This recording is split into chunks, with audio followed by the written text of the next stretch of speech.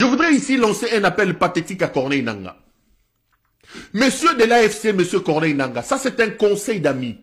Faites attention dans ce que vous faites à ne pas négliger la température de l'opinion.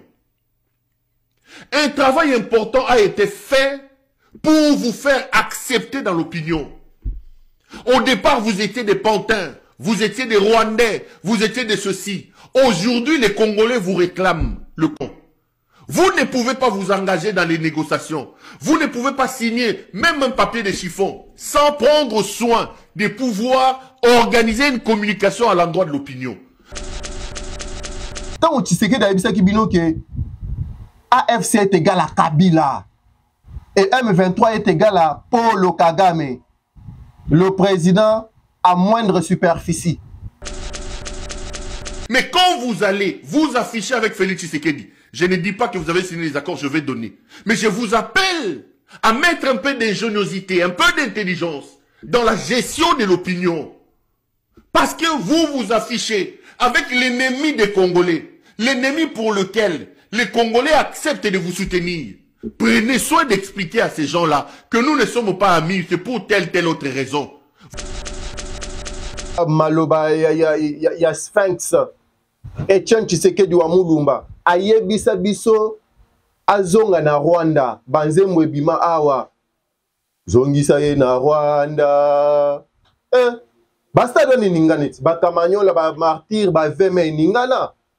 Na ba meeting public na ba terrain e ningana. Zongisa ye na Rwanda. Lelo mutu nyoso azali ko confirmer que tipo na za Rwanda. Que c'est un acquis. Non. Il faut vraiment travailler. Parce qu'aujourd'hui, les Congolais ne comprennent pas qu'ils acceptent même que les Rwandais vous accompagnent. Qu'ils acceptent que vous veniez avec les Rwandais pour chasser Félix Tshisekedi. Et que sans aucune explication, sans quoi que ce soit, la communication a pour rôle de rassurer les gens. C'est FCC. Oh, Kabila Kei, bangomo quoi? Kabila Kei, exil. Bamsuazo bimakoto yo akei kotanga, akei kolandela makamune ya classe. Finalement, ezalaki nini? Akimaki yemoko, azalaki na problème na gouvernement congolais. To akendaki kotanga kolandela makambo ya classe, ndenge batu na ye babandaki koloba. Vraiment c'est grave. Kabila avant aya, ayebisi non, moningai nazozonga Kinshasa. Nazozonga Kinshasa kutute nazozonga République démocratique du Congo. Nazozonga na Congo. Mais nanzela ya Goma. Na oyela Goma. Putu na ngai mama idaza useka nini. Na seka te. Parce que na yuki nitsangu ya kitoko. Kin Label News. Eyaka te iye. Ikumaka te ikumi. Binu batu bulukaka. Place ya kusabone. Place ya kusabone. Yango. Na Kin Label News. Merci. Na oyi busabonaki. On a s'abonner au final. Bengi tata na bengi mama bokoto bo s'abonner massivement awana Kin Label News. Oulanda chronique musicale, chronique politique, chronique chroniqueuse, chronique sportive, chroniqueur. Oulanda ngawa na Kin Label News. Ngakutuko avala sa kaka na keku s'abonner na Kin Label News.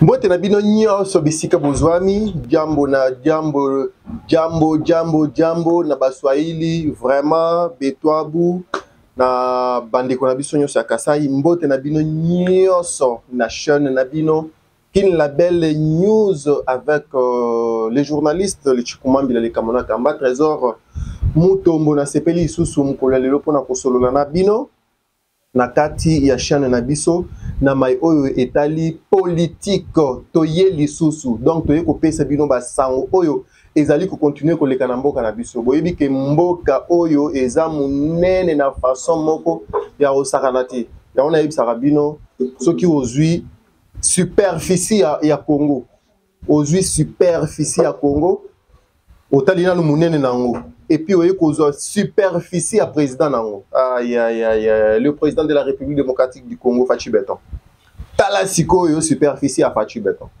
ezala munene ezala mulai donc au mona kaka ke ekokani na superficie ya Congo eza ndenge moko te na superficie ya Rwanda ezatala Et koki kokota na ceux qui Belgique ezo kota na Congo 80 fois.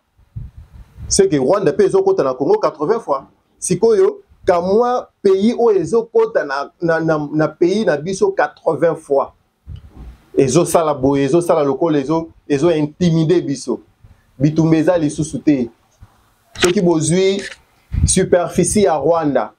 Bon moni pe superficie ya président na bango.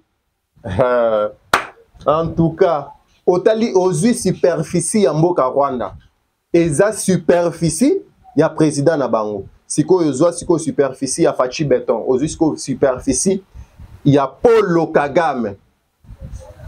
Il n'y a pas match. Il n'y a pas match. Attends un combat ya cage. Ce qui t'ozui Fachi Beton, Mukwantombolo, Moulankwasa, le président de la République démocratique du Congo, Félix Antoine Tshisekedi Tshilombo. Oche yé face à face na Paul Kagame. Match exact. Yé ce qui Fachi a bétié à PCK Koumoko. Match ici. Vraiment, Nazali Kopé Sambote na patron de patron. Mbouimbenga. Vraiment les boss. Bisiko Zali, Yao Yangoana. Bande kona biso nyonso bozali kolanda biso. Na kat ya magazine oyo, na émission oyo, na chaîne YouTube na bino. Kin la belle news. Vous partagez, vous partagez. Vous aimez, vous aimez. Vous likez pour Makamba Kitoko yé. Avec les Chikumambila, les Kamona Kamba, les combattants de la presse. Hein? Bisika bozali tatouewa. Les comédiens les plus célèbres de Kinshasa. Bisiko zali vraiment bonne guérison. Oko se rétablir les anzoto, zoto eninganaka. Mais elongeza na ngambu na biso, nzambe akobatela yo pe okoyoka kitoko. Ndenge na banda ko yibisa bino combat esili. Bitumbeza lisusu te na est ya République démocratique du Congo. Bitumba evide. Tango les Sphinx Etienne Tshisekedi wa Mulumba, l'opposant à son temps, Oyo Akangaki Masolo, Oyo abundisi Mobutu na opposition, combat pacifique. Leader Oyo abundisi Kabila le père pendant 3 ans, pacifiquement. Ayeko bundisa Kabila fils. Bon, invité sur Kabila fils de Kanambe, to bien eka Kanambe. Tant abanda ko yebisa biso que Batouana bazaba Rwandais bazonga to bandaki koboya. Sphinx a yebisa biso que non Kabila il faut zonga na Rwanda. Bokangela ngaye. Maloba ya Sphinx. Etienne Tshisekedi wa Mulumba ayebisa biso azonga na Rwanda banzembo ebima awa zongisa ye na Rwanda basta doni ninganit bakamanyola ba martyr ba veme ningana na ba meeting public na ba terrain eningana zongisa ye na Rwanda lelo mutu nyonso azali ko confirmer que tipo wana Rwandais. Bien qu'il nous a dirigé pendant 18 ans na mboka na biso ezalaki likopa na bango basalaki. Il fallait qu'il va mettre Congo à genoux. Bazoué biso Rwandais aya ko diriger biso et puis il a pris vraiment son temps 18 ans. Mboka na biso. Sphinx ayebisa ki biso azonga na Rwanda. Sphinx aye ko yebisa biso bokangela ngaye boyela ngaye bo mayete boyela ngaye ya bomoyi. Ba prophétie ezali kokisama. Prophétie ezali kokisama. Sphinx il fallait que ozala. Fallait que ozala mais to yebi ke ozali na kati ya Félix Antoine Tshisekedi Tshilombo. Parce que mutu nyonso lelo andimi ke politique au Félix azali ko sala et monani bilembo nango ezali ko monana bambuma ezali ko bota ba oyo babandaki ko loba o azali ko tambola azali ko zoba avion bidje ya mboka lelo bazo changer langage et monani pena que ba voyage au Félix Antoine Tshisekedi Tshilombo abandaki ko sala et fouti mbuma et pesi biso mbuma et fouti biso et pesi biso salaire lelo mokili nyo babatu nyonso na mokili ba moni pena que non Félix Tshisekedi Tshilombo asali musala. Quelle diplomatie intelligente, hein? diplomatie agissante, oh, bande konabiso ya IDPS, bazali kobenga. La diplomatie agissante, il y a chef de l'État. Aujourd'hui, moi, j'appelle ça une diplomatie intelligente. Vraiment, il fallait que Ozala. Yonde Oza Moïse et Amboka Oyo. Félix Antoine Tshisekedi Tshilombo. C'est vous, Moïse, il y a République démocratique du Congo, Oye et Bimisaka, Bana, il y a Israël, na Égypte, pour na Cana. Les abongo, Bilemo Ezali Komona, parce que Balobi, Zete Oyo, Ezali Kobota Mbumate, Babwa Kakayango, Pe Bakata Kayango plutôt, Pe Babwa Kakayango na moto, mais Zete Yamalamu, et Bota Kambuma. Félix Antoine Tshisekedi Tshilombo, coup de chapeau Bisiko Zali. Po olakisi na mokili mobimba, olakisi na ba Congolais nyonso ke osali mosala. Tozo zonga na sujet na biso. Na yebisa bino bitumba eza isusu te, bitumba vide. Bitumba eza ya kosila. Na est de la République démocratique du Congo, malembe. Biso tozalaka batu ya brutalité te, toza batu ya malembe. Faut marcher pas à pas, lentement et sûrement pour na kokoma na but. Pour na kokoma na ba réalisation. Biso toza bongo. Balobaka kokende liboso eza kokoma te. Soki to bandi awa. Ngai nazo kima malembe. Yozo kima mbangu de façon kokoma liboso. Okokoma place moko boyo katani pema okomi essoufflé. Mais ngai nazo ya kaka na moi, hein? Moi mbangu na ngai ya muke na ye na lekio, na kutio na lekio, na doublé yo. Et puis na komi pe liboso.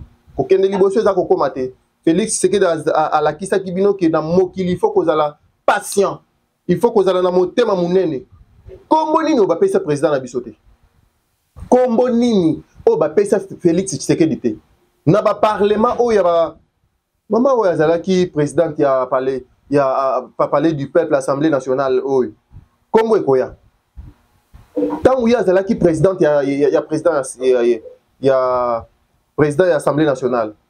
Tala ba député ya PPRD nde banda sa Félix Tshisekedi. Quel nom qu'on n'a pas donné à Félix? Donc, il a été insulté de tous les mots. Babenga ki na kombo nyonso. Ata ba Congolais mususu, bakomaki kolemba alors qu'ils ont voté Félix Antoine Tshisekedi Tshilombo à 73%. Distinction. Yé azalaki motema munene a assumé na ba injure, a supporté ba insulte, a supporté ba critique. Les lois la kisi bango ke a botamaka na ndaku otobengi politique, machine ya politique ndenge bato ayi de pesa benga asali ba intimidation Kabila zaki soki ba discours kili bato pe perdre bato FCC o Kabila kei bango moko Kabila kei exil bamusu bazo bimakoto yo akei kotanga akei kolandela makambo na ya classe. Finalement ezalaki nini akimaki ye moko azalaki na problème na gouvernement congolais to akendaki kotanga kolandela makambo ya classe ndenge bato na ye babandaki koloba. Vraiment c'est grave. Kabila avant aya ayebisi non moni ngai nazozonga Kinshasa kutute nazozonga République démocratique du Congo nazozonga na Congo mais na nzela ya Goma na oyela Goma. Pour votre information, je vous avais dit dans l'émission Oyelekaki que ezalaki non événement. Ezalaki nango événement te. Pourquoi? Parce que Kabila abandaki déjà qu'on fréquentait Goma. Il venait à Goma et il rentrait. Kabila.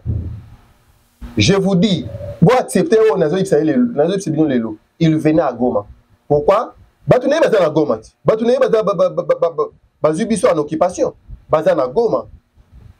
Ce qui FCC est égal ce qui AFC est égal à Kabila. Il est aussi le parrain de M23. Qu'est-ce qui a empêché Kabila de partir à Goma? Sikoyo, tango boss nae, patron nae, Paul Kagame, Moto azana superficie moko ya mouke superficie à 10 000. Yé moko le président superficie moins. Le patron ya Kabila. ABC bango yosko il faut obima parce que moi je suis étalé aujourd'hui vu dans le monde partout que c'est moi qui agresse la République démocratique du Congo. Donc je suis arrivé à la fin. Je suis arrivé Nasuka.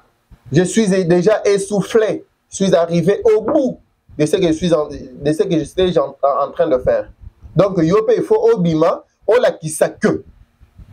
Yonde mutoza na makambwana. Kabila eko sala discours, je rentre au Congo via Goma. Donc, yé abanaku kukanisa, abanaku kanisa que c'est un événement alors que c'était non-événement. Non-événement. Pourquoi? Parce que biso ba oyo, nous étions déjà informés que Kabila Goma déjà à Kindarazonaka. Si Kowana a annoncé qu'il y a officiellement habité pour na bangisa, pour na intimidation, je ne sais pas. Lorsqu'il est venu à Goma, bon, je ne sais même pas si ce qui a dit parce que Kabila c'est un peureux. Azanaye le côté, Azamoutabibanga banga, abanga ranaye. Peut-être message annoncé qui mais moi peut-être je ne vois pas que Kabila était arrivé à Goma parce qu'aujourd'hui il n'est plus à Goma. Est-ce qu'il y a qui Goma? Un point d'interrogation. Est-ce qu'il y a quitté? Un point d'interrogation. Est-ce qu'aujourd'hui Kabila est à Goma? S'il n'est pas à Goma, il n'est plus à Goma, pourquoi? S'il est à Goma, il est en train de faire quoi? Bitumba Yesili.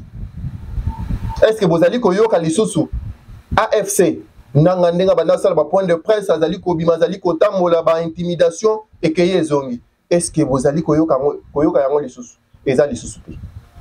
Donc c'est pour vous dire que Félix Antoine Tshisekedi Tshilombo sur le plan diplomatique, sur le plan bic et papier, donc à la Kisibiso que combat oba bundaka na opposition na UDPS pendant 37 ans, oba bundaka na papier na bic yangonde amemaki et fouti.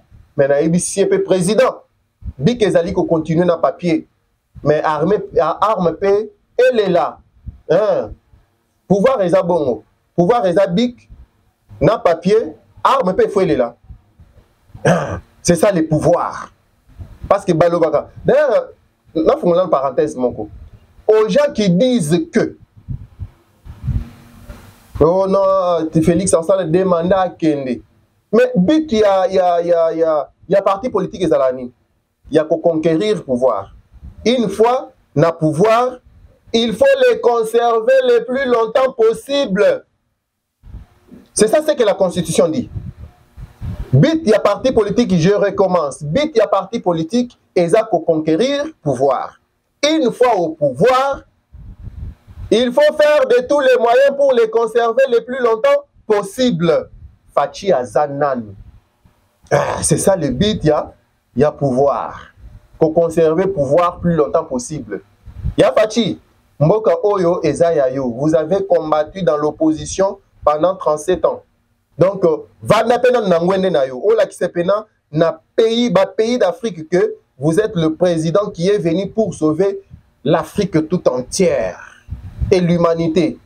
Ba pays mususu ne bazali ko lukayo, bazali ko senga yo. Les Camerounais vous réclament. Ba Camerounais balobini. Ba ko pese biso Assemblée nationale na bango, Sénat na bango, gouvernement na bango. Mais biso Congo, topé sa bango kaka Félix Tshisekedi. En tout cas, Kabila est où? Je vous avais dit que Kabila a kovanda na Congo te. Si aujourd'hui, bah bien et belé à Kabila et ça saisi. Félicitations à Constant Moutamba, le ministre le plus compétent, le plus intelligent, sage du gouvernement. Félicitations parce que vous allez na vision à chef de l'État. Ceux qui biloko majorité à biloko Kabila les a bloqués, les a saisis na justice congolaise. Ni nezangi ki bakanga Kabila. Kabila sera arrêté ndenge Sphinx aloba ki bokangela ngaye boyela ngaye ya bomoi. Kabila sera arrêté. Aya na Congo lisusu totala. Ceux qui kosimba. Kabila aya na Congo totala. On va dire discours n'est changé hein. Les Tchakou à la Belgique, Perrault Louar, soi-disant journaliste, Le Bimine en Poissa qu'il travaille avec AFC, Nanga Kabila. Par rapport au message, avant il y a comme ça l'annonce Oyo, Bolo Kanan Pero Louar un message naé na AFC. Il y a on de comprendre qu'il travaille, il était en connivence avec AFCC M23 Kabila Bangonyonso. Tout là comme ça tout juste après. Je voudrais ici lancer un appel pathétique à Corneille Nangaa. Monsieur de l'AFC, monsieur Corneille Nangaa, ça c'est un conseil d'amis. Faites attention dans ce que vous faites à ne pas négliger la température de l'opinion. Un travail important a été fait pour vous faire accepter dans l'opinion. Au départ, vous étiez des pantins, vous étiez des Rwandais, vous étiez des ceci. Aujourd'hui, les Congolais vous réclament le compte. Vous ne pouvez pas vous engager dans les négociations. Vous ne pouvez pas signer même un papier de chiffon sans prendre soin de pouvoir organiser une communication à l'endroit de l'opinion. Vous n'avez pas encore réussi à entrer, à toucher au plus profond. Il y a encore des réticences aujourd'hui, des gens qui vous disent que vous êtes des Rwandais. Si l'image du Rwanda qui est derrière Corneille Nangaa n'aurait même pas 1% de l'attachement des Congolais. Au fait, ce n'est pas un amour massif, un amour aveugle, non. C'est le désamour, le désaveu que les gens ont à l'endroit de Tshisekedi. Mais à côté, nous avons qui? Le seul que nous avons, c'est Corneille Nangaa. Tolembi, on l'a bisoyé. Mais quand vous allez vous afficher avec Félix Tshisekedi, je ne dis pas que vous avez signé les accords, je vais donner. Mais je vous appelle à mettre un peu d'ingéniosité, un peu d'intelligence dans la gestion de l'opinion. Parce que vous vous affichez avec l'ennemi des Congolais, l'ennemi pour lequel les Congolais acceptent de vous soutenir. Prenez soin d'expliquer à ces gens-là que nous ne sommes pas amis, c'est pour telle autre raison. Vous ne pouvez pas rester silencieux sans mettre en place des mécanismes pour gérer la température de l'opinion. Je n'ai vu aucune communication de M23, je n'ai vu aucune émission d'un responsable du M23, je n'ai vu aucune interview d'un responsable du M23. Vous vous satisfaites, vous laissez ça. Faites attention. Faites attention. Faites très attention.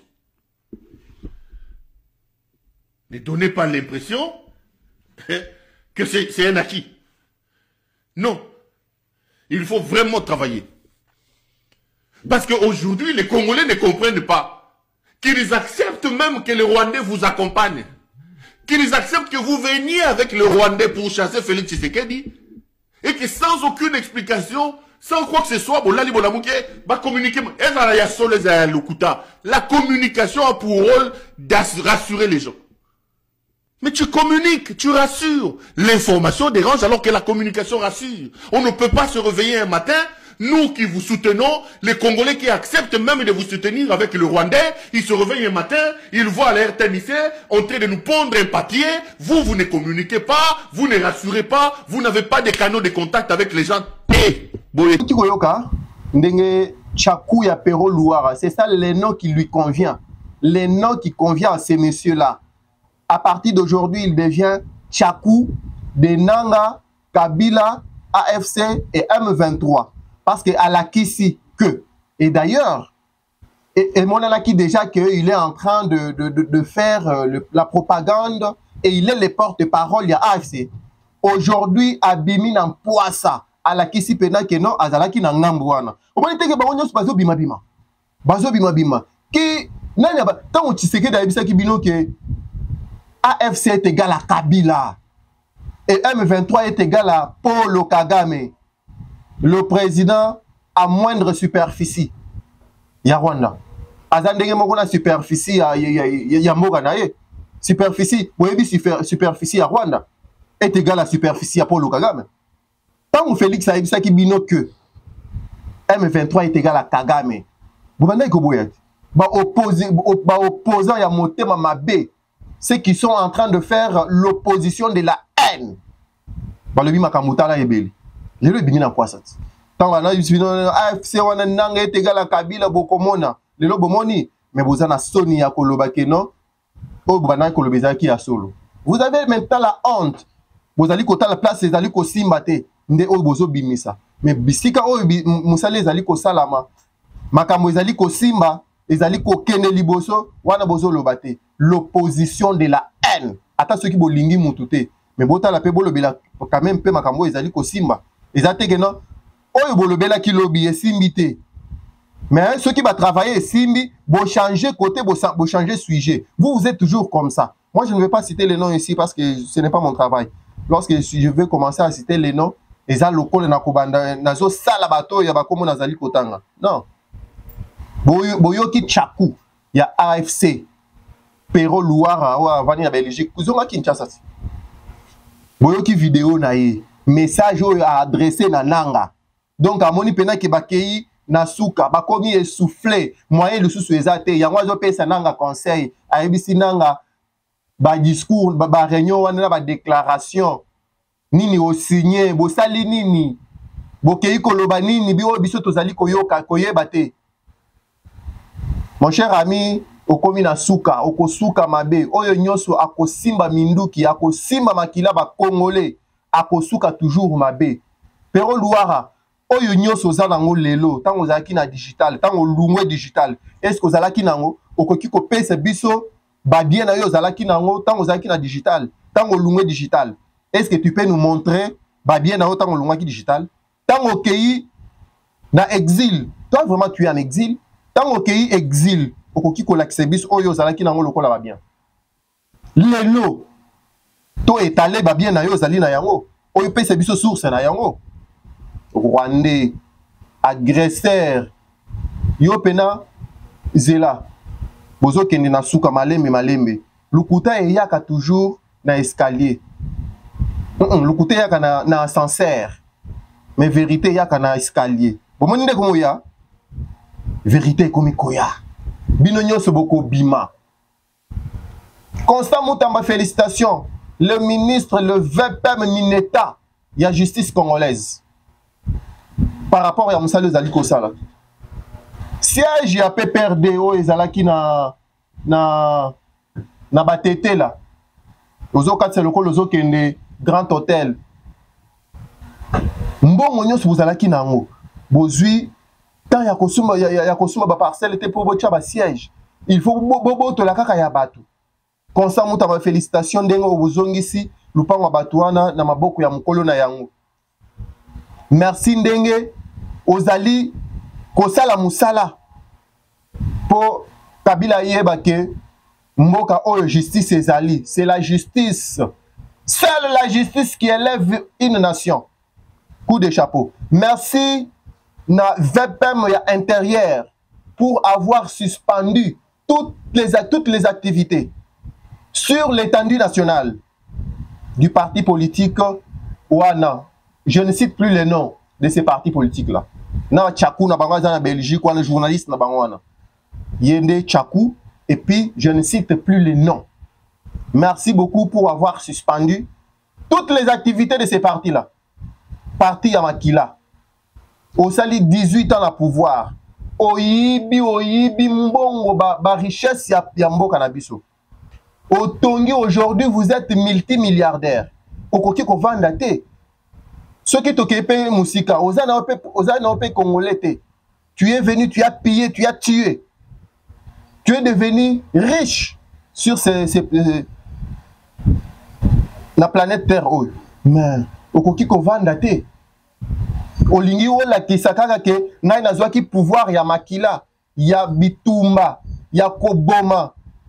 Donc olingi ozonga kaka bisika outi tango ba yebisa bino ke ngulu ata soko kangi o soko lia awa tika ye kaka totala akozonga kaka na potopoto ala kisi biso ke eza place azonga ki vraiment jeu de révélation tokoyeba kaka liwa ya mzee ekoyebana mutu oyo uswa tazaleki complice uswa tabomaka mzee makambo ezokende ekoyebana bande ko nanga to like to partager Kin Label News et pour na komemela bino ba sango ya solo pour na ko révéler ka bino ba secret ba information ba communication oye bomba maki biso tozali ko kundola yango avec le Chikumambila le Kamona Kamba bo like na Kin Label News tatouewa bon rétablissement bisika ozali les boss Mbouimbenga donc yawe yango wana coup de chapeau ndenge oche chaîne oyo na disposition,